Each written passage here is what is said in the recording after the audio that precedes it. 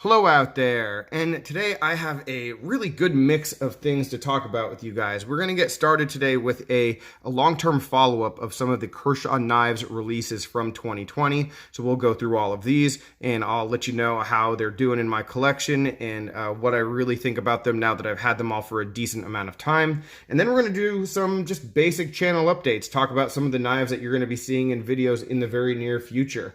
Some really cool stuff, actually, some stuff on loan, some things of mine that just have some interesting little features. So yeah, that should be a lot of fun. And then we are also going to do the giveaway drawing for the Lost Pine Supply Company Ilex and Cactus that I reviewed a week or so ago. So definitely stay tuned for all of that. But without any further ado, let's just talk about these Kershaws right here. And I've got to start by saying that Kershaw, I think at least, has really crushed it this year. They've done a great job. They've had a good variety of models at a number of different price points, a number of different materials, all sort of looking, for the most part, a little bit different. You know, everything sort of having its own character. I've been very impressed with them. You know, just about everything that I've seen has been, even if it wasn't something that was for me, it was something that I could appreciate them doing. So what we have today that we're going to talk about are the NORAD and the Highball. These are two of their more expensive import knives, both in D2 steel. The Highball, I think, is like the flagship knife of the year for them, just because it's on like a mug, and I think they have a t-shirt as well. So this is definitely one to talk about. The airlock up here is an extreme budget starter series knife with 4CR14 steel, right around 20 bucks. And the Launch 11 as well is an auto, and it is the only USA-made one out of these four, and it's the one that I was probably the most excited to get. And so we're going to start with this one. I do have reviews on all four of these knives, and a pretty extensive cutting review on the airlock if you're interested in checking any of those out. Maybe there will be links. Maybe if you want to watch them, you'll have to hunt them down. I'm not sure how much time I'll have to get to that. But let's start with the Launch 11. So here we have a knife that when I saw it, I thought the lines on it were perfect. I've been looking to get back into autos, and not, I said get back into autos, but I mean, I've had a couple autos in my collection over the years, but it's never been something that I've really focused on. And, you know, I had a Microtech a year or so ago and really liked it and regretted getting rid of it. And I've had a couple of the Launch knives, but this was the first one that seemed to be like the right size for me. It wasn't too big and overbuilt. An EDC knife essentially, but just one with an automatic mechanism. And the mechanism on this is fantastic. I have heard of people having some issues with theirs. I guess that just happens. There's always going to be lemons, but mine has been perfect. Lockup on this knife has been perfect. Zero issue at all with the way that this thing fires and engages. So that is really cool. The lines on the knife are still pretty much perfect. I mean, it's about as good looking a knife as I could ever ask for. I love the blade shape. The size is a little bit on the small side, and it's something that I noticed when I first pick it up to start to use it, but then it's one of those things where, you know, you just naturally get into a groove with things when you're cutting with a knife, and you just make it comfortable. You just make it fit into your hand the right way. If this were any smaller, I might not be able to do that. And if your hands are any larger than mine, you might struggle. But I look at this in hand sort of the same way that I look at a mini grip, just in that it might be perfect if it were about half an inch longer, and these are actually pretty comparable in terms of the handle length. If it were half an inch longer, it'd be perfect, but when I'm cutting with it, I get used to it and adjust super quick, so it's not really that big of a deal. All right, other things about the knife, the materials have definitely held up. The coating has definitely held up, so it still looks good. You can see some wear marks on the clip. I do like the clip, even though it isn't particularly deep carry. The only real negative that I can really say about this knife, and this could potentially keep it from being at or near the top of my top 10 of the year list, the only real negative is the thickness of this knife behind the edge. It's just not that good to cut with. And yeah, so I mean, I say it's the only negative, but it can be, that could be a pretty damn big negative, right? mean, it's just not a great knife to cut with, especially compared to some of the other ones here, just because of, just because of the way it's ground. It's just ground pretty thick, and it's a little bit on the disappointing side. Is that a huge deal? I don't know. I mean, this isn't really the knife that I'd reach for if I'm going to break down cardboard for 20 minutes. But that said, I'd like it to be able to do that a little bit better than it does. You know, and so basic EDC tasks, sure. Having an auto is great. It's going to be able to cut most things, but it just isn't as slicey as I would prefer it to be. So there's that. It's still a big win for me, and a pretty sweet knife. And I think this is going to be a knife that, well, you know, in a couple years when I look back and I have a dozen autos in my collection, this will be the one that sort of got me into it full steam. So yeah, there's this. But talking about this design, actually, let's stick with something similar, because if you take a look and we can get this focused, the airlock, and I showed this in my review of the airlock has a pretty similar look to it, to the Launch 11. Different line right here and a bend in the handle, sure, but the general blade shape is very similar, though maybe a little bit larger, and the overall length is a little bit longer. And so that's what I think of when I think about the Launch 11. If it were the exact same size as the airlock, it would be perfect. And the thing about the airlock, the thing that the airlock has is a really, really nice thin grind here. So it's super thin. It's a real pleasure to use. And I really just enjoyed this knife. And yeah, it's 4CR14 steel. It cuts better than the Launch 11. You can shit all over that statement if you want, but it's true. It's just true. It just cuts better. Yeah, you have to resharpen it over and over again.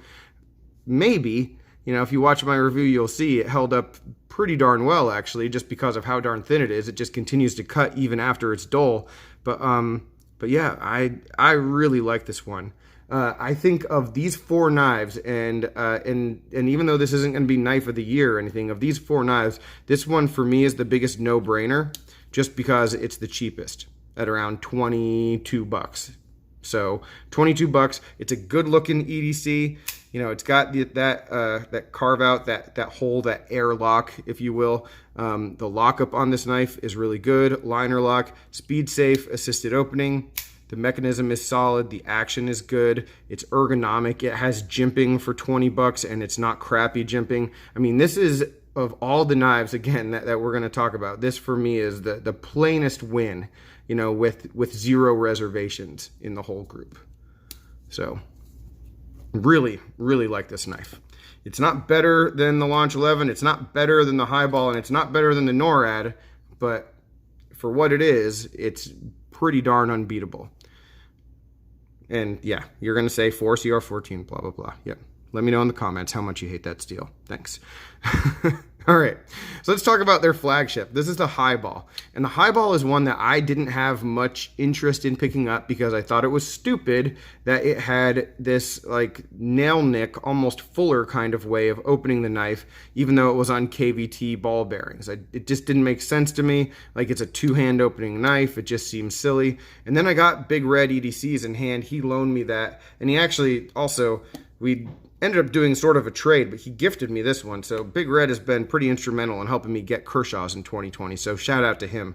But the Highball here, when I got it in hand, I realized a couple things about it that really just changed the knife for me. And the big thing is, and obviously I couldn't get it there on camera, there you go, is you can spider flick it, and you can flick with this thumb groove.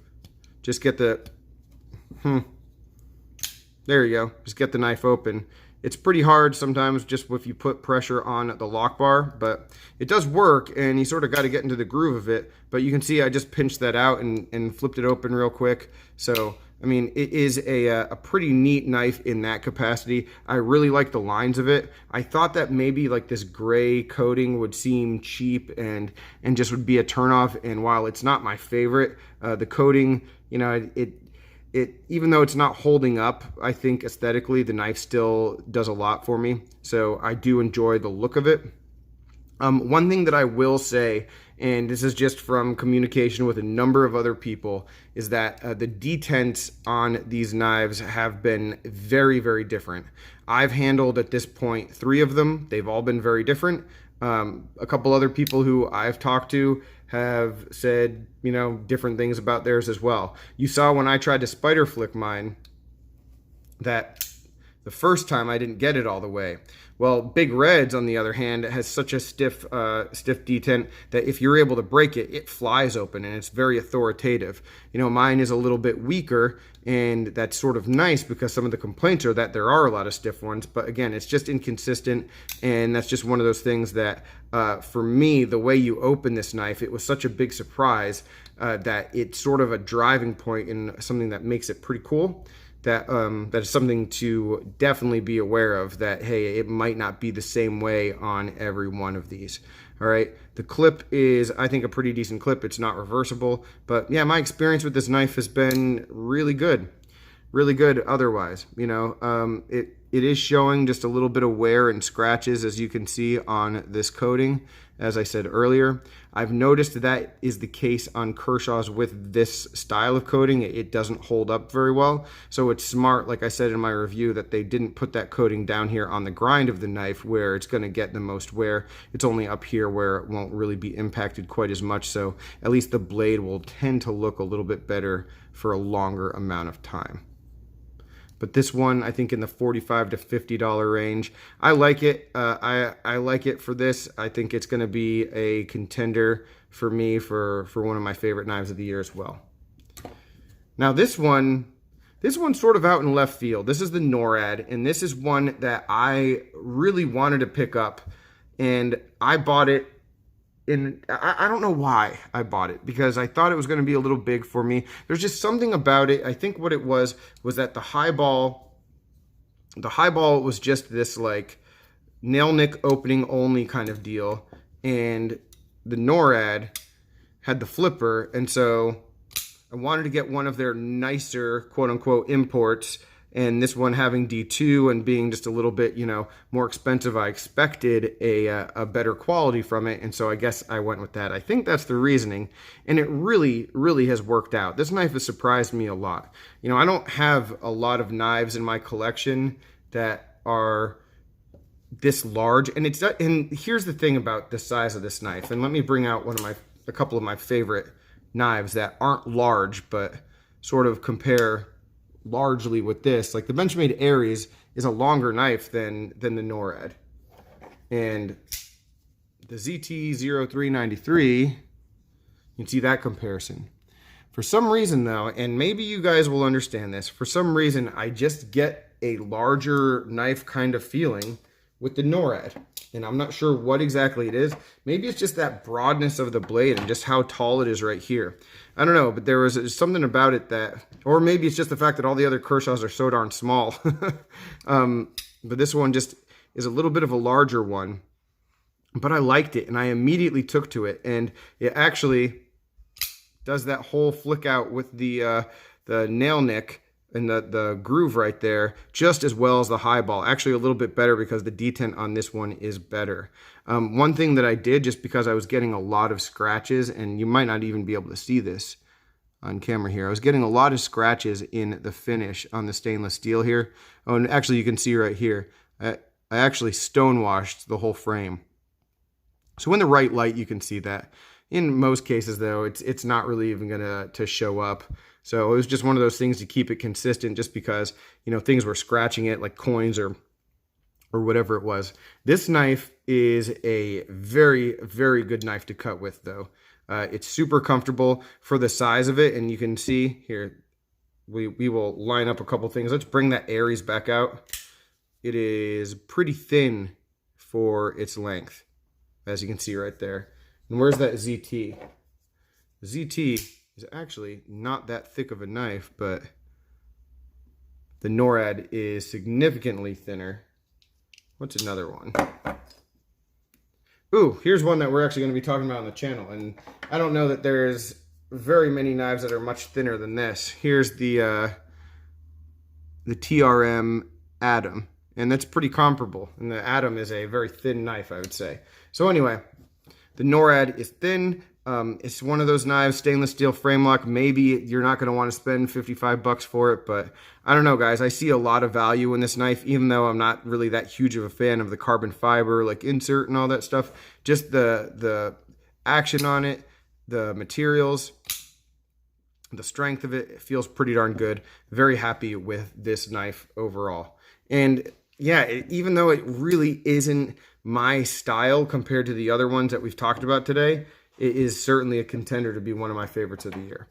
All right, so those are the long-term follow-ups for these Kershaw knives. Let's talk about some of the other things that you're going to be seeing on the channel very soon. And let's start with those TRMs. So yeah, I have been a really lucky guy because I've got these two Three River Manufacturing knives on loan. We've got the Neutron and we've got the Atom. Reviews on these are coming soon. These have been so hyped up by so many people who've had them and just worshipped everything about them.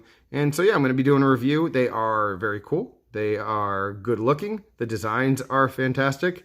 There's one that I would very much like to have for myself. Of the two of these, thinking you can probably guess which one it is, but we're going to talk about all that in the review. The thing I like about this concept, the TRM concept, is just how customizable the scales are right off the bat from TRM, with them having all like the secondary options and you sort of being able to almost build it yourself, which is a neat kind of idea. All right, what else is coming? I've got a CJRB, and I might be the last one in line to review this guy, but this is the Feldspar, I believe. And yeah, this one, I'd thought about this knife. I've seen a lot of reviews on it, and it's about time that it just sort of came around to me for me to check out, because for the price of it and for the materials that you're getting and for what it seems like when you first handle it, the quality that you're getting, and that's not a spoiler one way or the other. I'm just not going to do the full review right now. What it seems like you're getting, it's a big win. So yeah, we will be talking about that one very soon. What else do we have? Oh, I've got this guy, the QSP, and dude, Pelican, Penguin. They have I think this is the Penguin. I'm pretty sure. I can't remember. One of them's really a lot more expensive. One of them's cheaper. We're going to be doing a full review on this guy. Maybe a 10 things to know video, actually. And this is also going to be featured in one of my next videos. I think coming up very shortly is a just an overall recap of the Budget Blade series. All the knives that I've gotten in the last year or so that are under $30. Going through and ranking those and talking about which ones are my favorites and, you know, which ones are at the bottom of the list. So we've got these guys, this guy, a couple things you'll recognize, a couple things maybe you won't. This is going to be on there probably before I even do the review, so that's exciting. What else? We'll talk about one more thing and then we will get to the giveaway. So here is a CRKT Ripple from Snap-on Knives.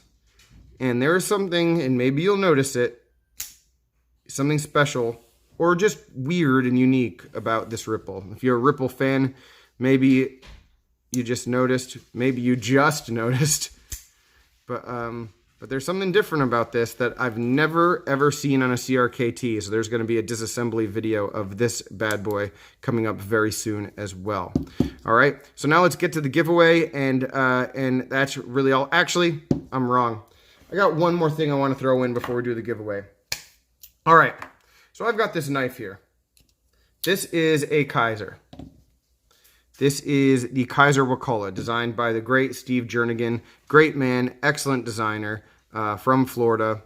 Wakulla is a place in Florida. I have an attachment to this knife. I tried to sell this knife a couple months ago. And my buddy Jack Farmboy bought this knife from me because he wanted to anodize it. And he bought it. I sent it to him. He anodized it, as you can see. It looks pretty cool, purple and blue. And it was sort of a beginner's kind of attempt that actually worked out really well. And he's since done some really good stuff. So check out Jack Farmboy if you're not following him on Instagram or YouTube already. But then he sent it back to me. He paid me for this knife, and then he sent it back. Okay. It's a little weird, right? So now I have this knife that someone bought from me and it's mine again, and it doesn't really make sense. Point is, what I want to do is I want to give one of you guys a really good deal and help out someone else in the process. So what I'm going to do is I'm going to put this up for $55 for sale. This is an S35 VN on bearings. It's not the most perfect Kaiser design out there, you know, and there are a lot of people who maybe didn't like it.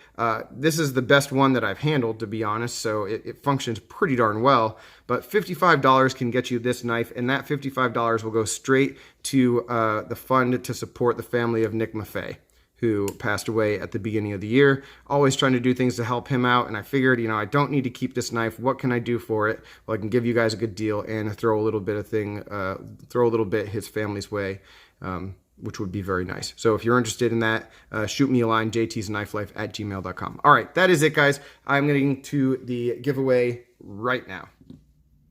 All right, guys, and now we're going to do the drawing for these two Lost Pine Supply Company knives. Up here we have the Ilex, and then this is the Cactus down here. I've got this fancy phone right here with all of the comments pulled up. So 58 people entered. Let's get the comments and pick a winner. 2 winners, actually. Here we go. Let's see who's getting what. Jeremy Spalding. Jeremy, don't seem to be bad. A bit more money than I think they should be, but overall, I like the designs. Interesting to watch and see what they do. I definitely agree when it comes to Lost Pines, and if they're going to be, you know, co-branding with other companies or getting more knives. Definitely interested to see that. Great review. I prefer the Cactus. All right, Jeremy. Well, the Cactus is yours, so congratulations. Let's pick another winner. And sorry, this is not that easy reaching over the camera, but here we go. Pick another winner. So the next one will be for the Ilex.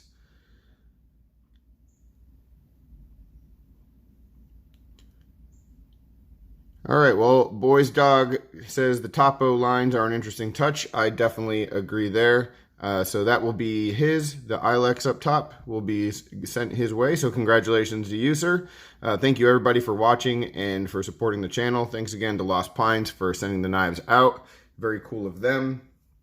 I'll be touching base with the winners and getting these headed their way shortly. All right, guys. Thanks very much for watching today. All the updates, all that kind of stuff. And any other comments, complaints, suggestions, let me know down below. Be talking with you soon. Have a good one.